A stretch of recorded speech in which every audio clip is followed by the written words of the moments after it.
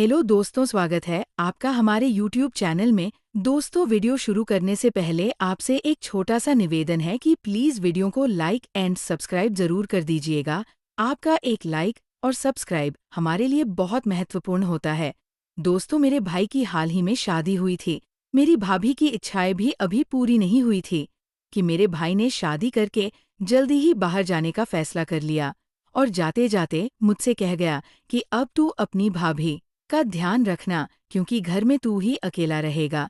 मैंने भी अपने भाई से कह दिया कि कोई बात नहीं, आप चिंता मत करो, क्योंकि मैं भी अपने भाई की कमाई का आनंद उठाना चाहता था। एक दिन मेरी भाभी ने मुझे अपने कमरे में बुलाया। मैंने पूछा, भाभी क्या बात हो गई? भाभी ने कहा, तू जल्दी से मेरे कमरे में आ। और मैं भाभी के कमरे में चला गया। भाभी कहने लगी, मेरा सिर बहुत दर्द कर रहा है, मेरे सिर की मालिश कर दे। मैंने कहा, भाभी ये मैं नहीं कर सकता। पर भाभी कहने लगी, तुझे ये करना ही पड़ेगा।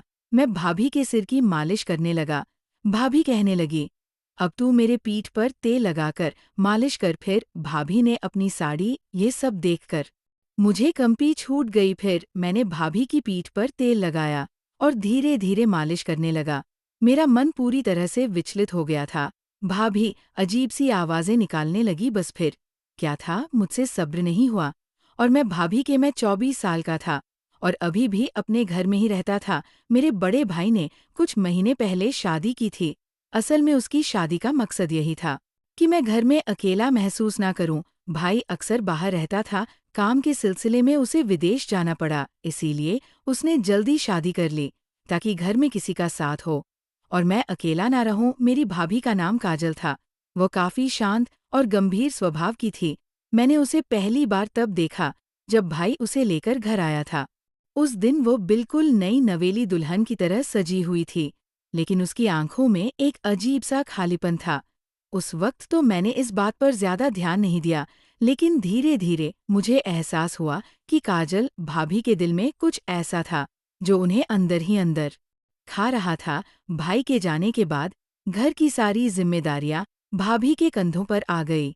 घर में खाना बनाना, सफाई करना, हर काम वही करती थी। मैं मदद करना चाहता था, लेकिन भाभी सब कुछ अकेले ही करती। मैं कभी कभी उनके पास बैठकर उनसे बातें करने की कोशिश करता, लेकिन वह ज्यादा बोलती नहीं थी।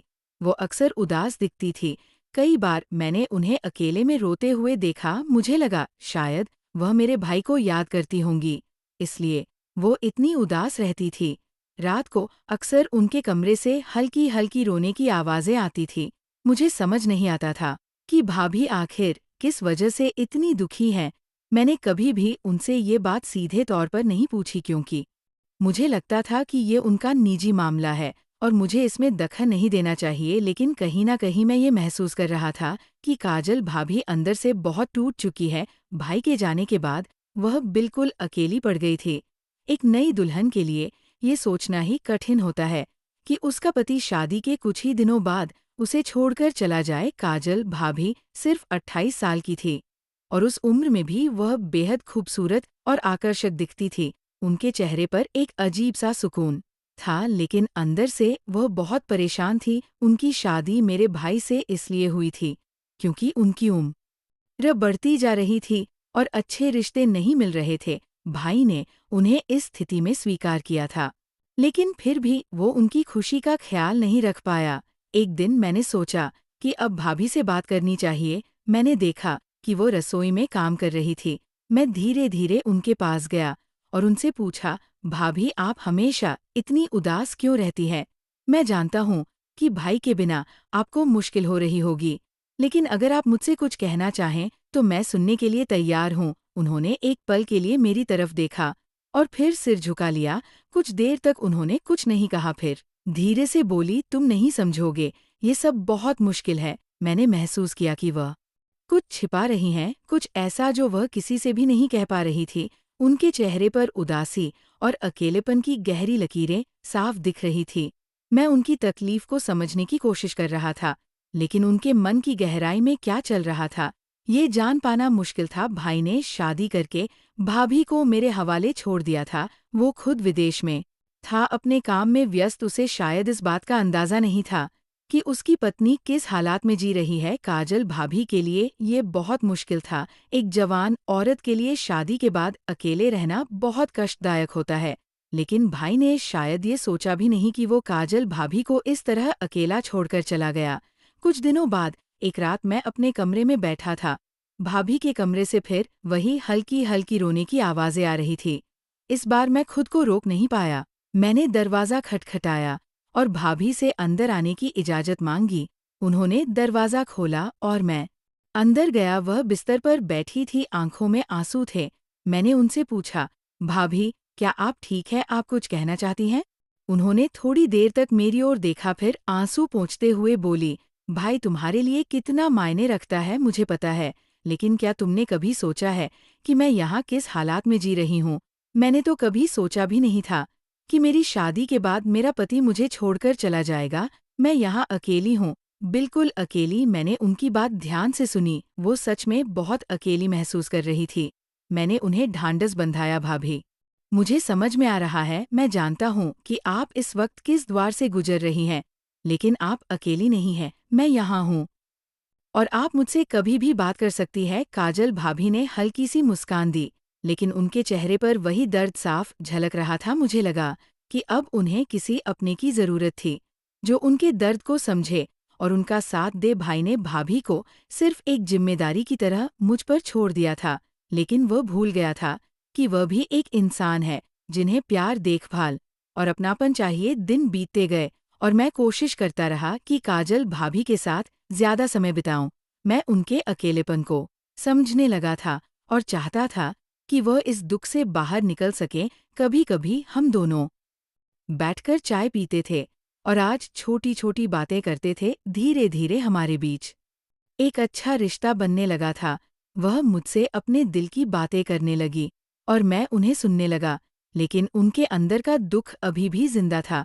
वो रातों को अब भी रोती थी और कभी कभी दिन में भी उदास रहती थी। मुझे समझ में आ गया था कि उनका दर्द सिर्फ इस बात का नहीं था कि उनका पति उनसे दूर है, बल्कि वो अपने जीवन की उन अधूरी ख्वाहिशों से भी परेशान थी जिन्हें उन्होंने कभी पूरा नहीं किया था। एक रात में सोने के लिए लेटा हुआ था जब भाभी मुझे आवाज देकर बुलाने लगी। मैं सोच रहा था कि इस समय भाभी को मुझसे क्या काम हो सकता है।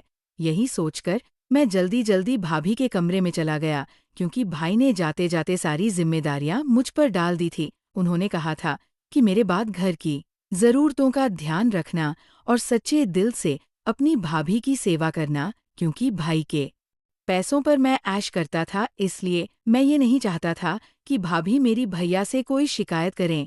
जब भी भाभी ने वापस आने की बात की तो उसने कोई ना कोई चाल चलकर आने से मना कर दिया। रात के 12 बजे भाभी ने मुझे आवाज देकर अपने कमरे में बुलाया और मैंने ये सोचकर चला गया कि कोई जरूरी काम होगा, पर वहां जाकर मैं हैरान रह गया क्योंकि वो खुद बिस्तर पर लेटी हुई थी। मैं घबराकर दरवाजे पर ही रुक गया। भाभी को आवाज देकर पूछा, भाभी मुझसे कोई काम था? मेरी आवाज सुनकर वो उठ गई और मैंने सोचा कि हमेशा की तरह अपने दुपट्टे से खुद को ढक लेगी, क्योंकि वह सारा दिन दुपट्टा ले रखती थी। मैंने कभी उसे इस तरह नहीं देखा था, पर मेरी आवाज सुनकर वो कहने लगी, अंकित अंदर आ जा, मुझे तुझसे कुछ जरूरी काम है। भाभी अभी भी वैसे ही लेटी हुई थी। मैं कमरे में गया, लेकिन मेरी नजरें झुकी हुई थी और मैं शर्मा रहा था। मैंने भाभी को पहली बार इस तरह से देखा था। भाभी ने मेरी ओर मुड़कर देखा और मेरी झुकी हुई नजरों को देखकर कहने लगी, अंकित शर्माने की कोई बात नहीं है, इस घर में हमें ही एक दूसरे का साथ देना पड़ेगा। मेरा पति तो विदेश में रहता है, लेकिन तू हमेशा यहाँ रहता है और मेरा ध्यान रखता है।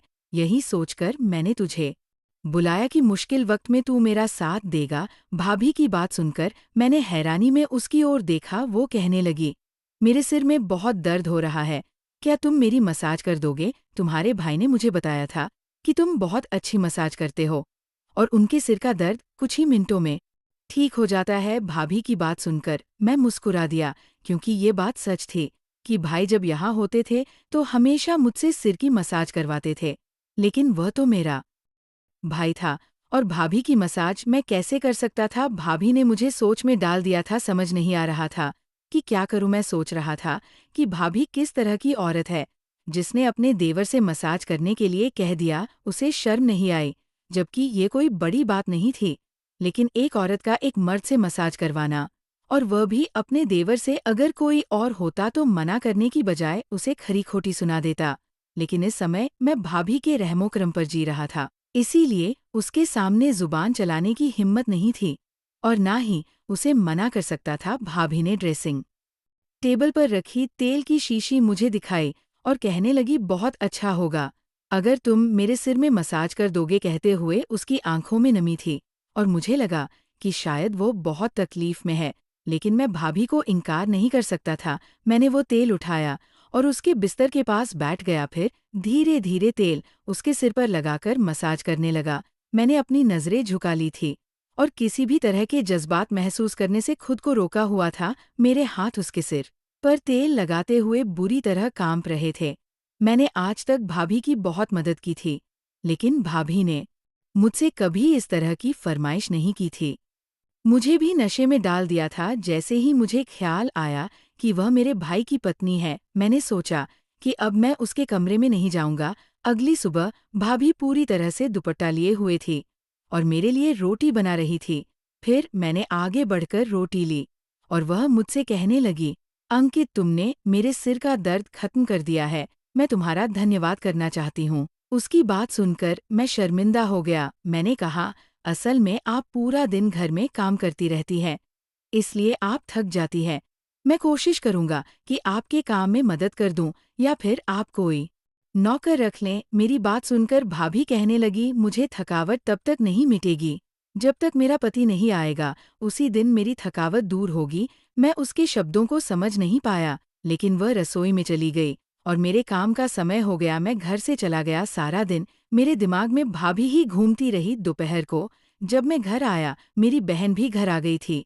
मैंने सोचा कि किसी भी तरह मौके की तलाश करके भाभी की मसाज वाली बात बता दूं, लेकिन वे दोनों इतनी मग्न थी कि उन्हें मेरे लिए समय ही नहीं मिला। कुछ देर बाद मेरी बहन कहकर चली गई कि उसका पति काम से आने वाला है, और मैं उसे मसाज की बात नहीं बता सका। थोड़ी देर आराम करने के बाद जब मैं कमरे से बाहर निकला तो देखा कि भाभी कपड़े धो रही थी और बहुत मुश्किल से कपड़ों की बाल्टी उठाकर छत पर ले जा रही थी।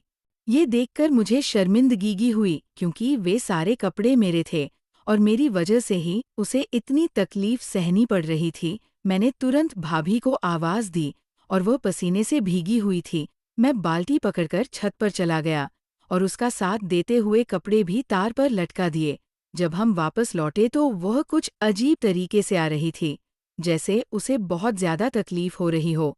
मैंने उससे कहा कि अगर वह कहे तो मैं उसे डॉक्टर के पास ले जा सकता हूँ। मुझे लगता था कि उसके सिर में दर्द हो रहा है। मेरी बात सुनकर उसने उदासी के साथ मुस्कुराते हुए कहा, ये मेरी गलतियों का नतीजा है। भाभी की बात सुनकर मैं हैरान रह गया। उसने कहा, तो फिक्र मत कर, मैं जल्दी ठीक हो जाऊंगी, और अपने कमरे में चली गई। पिछले कुछ दिनों से उसकी हर बात मेरे समझ से बाहर थी और यह मेरे लिए परेशानी बन गई थी। कभी कभी ऐसा लगता था कि वह कुछ छिपाने की कोशिश कर रही है। दोपहर खत्म हुई और शाम को भाभी ने मुझे आवाज़ दी, अंकित, जरा इधर आना। मैंने सोचा शायद फिर से कोई काम होगा। थोड़ा झिंझकते हुए मैं उनके पास गया। वह किचन में खड़ी थी और कुछ सब्जियां काट रही थी। मुझे देखते ही बोली, तुम्हारी भाभी का ध्यान अब बस तुम ही रख सकते हो। ये घर और मैं दोनों ही अब तुम्हारे सहारे हैं। भाभी की बात सुनकर मैं थोड़ा असहज महसूस करने लगा। मुझे समझ नहीं आ रहा था कि वह ऐसा क्यों कह रही हैं।